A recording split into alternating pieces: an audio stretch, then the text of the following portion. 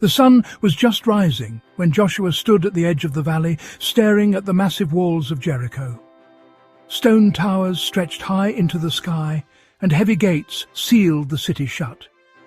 No one went in, no one came out. Everyone said Jericho could never fall. Joshua was now the leader of Israel. Moses was gone, and the responsibility rested on his shoulders.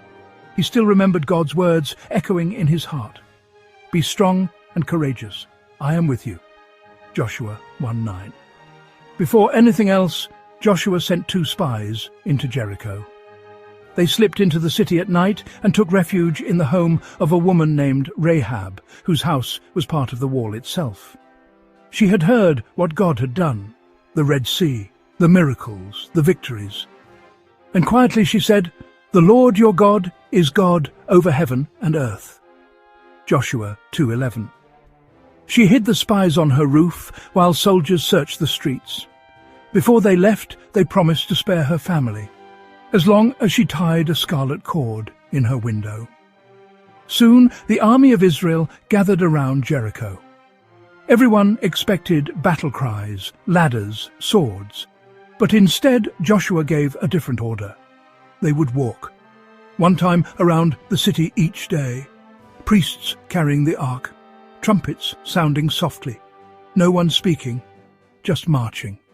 People on the walls laughed, others watched nervously. Day after day, Israel circled the city and returned to camp at night, saying nothing. Then came the 7th day. This time they marched once, twice, 3 times, until they had gone around 7 times. The air felt heavy and silent. Joshua raised his hand. "Shout! The Lord has given you the city!" Joshua 6:16. The trumpets exploded in sound. Thousands of voices roared together, and the ground began to shake. Cracks raced through the stone, towers split, walls slid downward into piles of rubble.